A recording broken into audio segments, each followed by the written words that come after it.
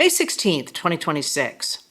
72 years ago tomorrow, on May 17, 1954, the Supreme Court unanimously decided Brown v. Board of Education of Topeka, Kansas. That landmark decision declared racial segregation in public schools unconstitutional because segregated schools denied Black children the equal protection of the laws guaranteed by the 14th Amendment.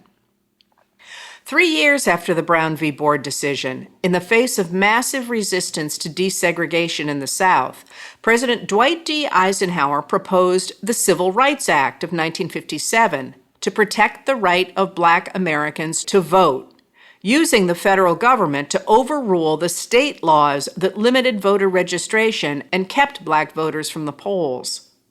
To prevent the passage of the first federal civil rights legislation since 1875, South Carolina Senator Strom Thurmond launched the longest filibuster in U.S. history, speaking for 24 hours and 18 minutes.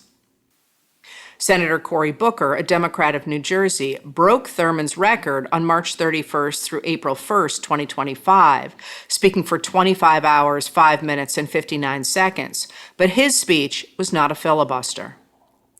Southern Democrats, known as Dixiecrats, managed to weaken the measure, but Senate Majority Leader Lyndon B. Johnson, a Democrat of Texas, managed to wrestle the Civil Rights Act of 1957 through Congress, and Black Americans and their white allies began trying to register Black Americans to vote.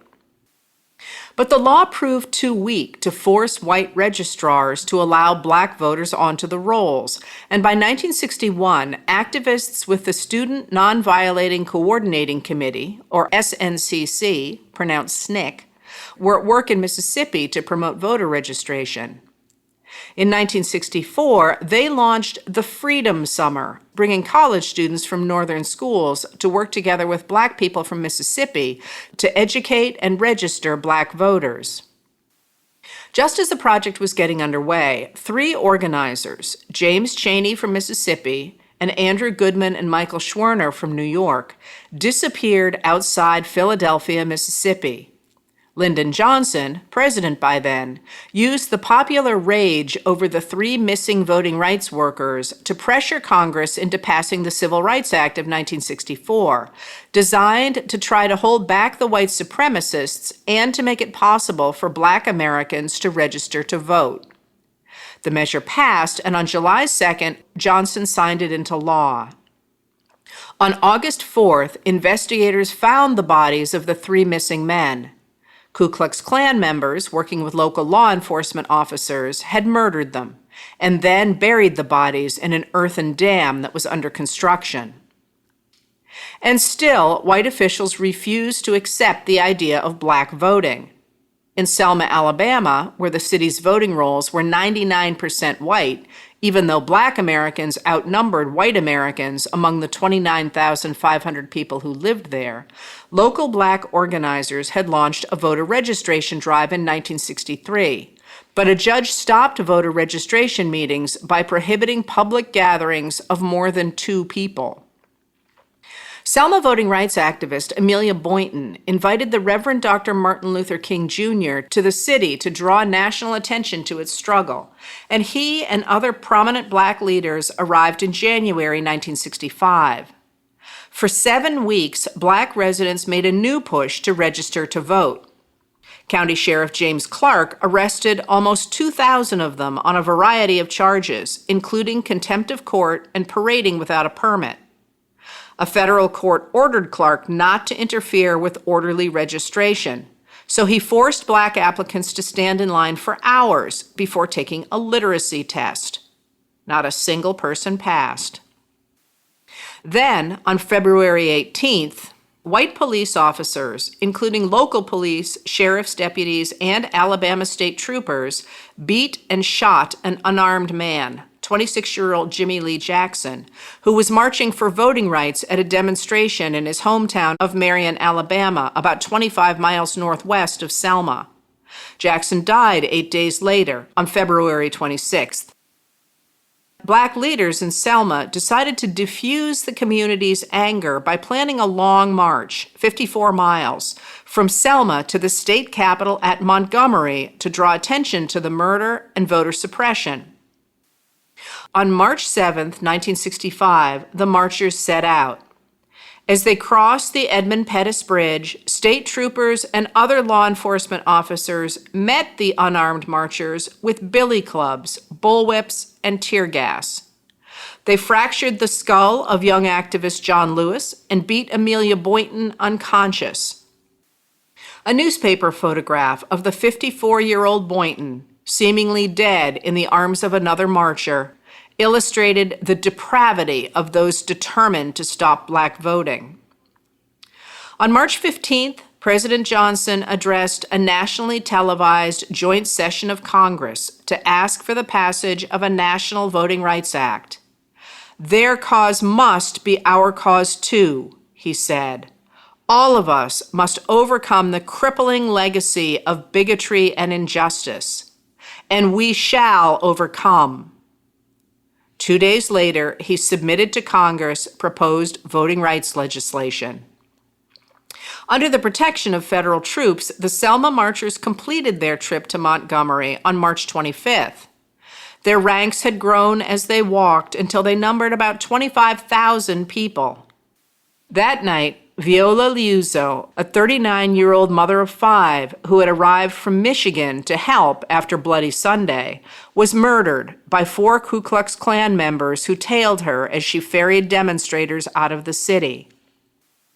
A bipartisan majority of Congress passed the Voting Rights Act by a vote of 77 to 19 in the Senate and 333 to 85 in the House. Dr. King and Mrs. Boynton were guests of honor as President Johnson signed the Voting Rights Act of 1965 on August 6th. Recalling the outrage of Selma, Johnson said, "This right to vote is the basic right without which all others are meaningless. It gives people as individuals, control over their own destinies." And yet, on April 29, 2026, the Supreme Court gutted the protections for the Black majority districts Congress provided for in the Voting Rights Act after years of weakening the law in other ways. In its wake, Republican-dominated Southern state legislatures are rushing to redraw their district lines to dilute the votes of Black Democrats. Today, thousands of Americans, including 18 members of Congress, traveled to Selma and Montgomery to call Americans to action to protect voting rights. Pastor Kenneth Sharpton Glasgow told Joseph D. Bryant of Alabama news site AL, "This moment is bigger than Democrats or Republicans. This is about democracy itself. This is about whether Black communities, poor communities, rural communities, formerly incarcerated people, and marginalized voices will continue to have representation and political power in America." Speakers united around the theme that those trying to gerrymander their way into control of Congress in defiance of voters had reawakened a movement. "They think they can draw us out of power," Representative Alexandria Ocasio-Cortez, a Democrat of New York, told an audience in Montgomery. "They do not know the sleeping giant that they just awakened, because it is not a coincidence, and our whole country must understand that it was not until voting rights were ratified in this country that we got the Great Society. Because when Black Americans have the right to vote, and that vote is protected, our schools get funded. When voting rights are protected, health care gets expanded. When voting rights are protected, our country moves forward." And Montgomery, that's what they're actually afraid of. They're afraid of us coming together. They're afraid of us protecting one another.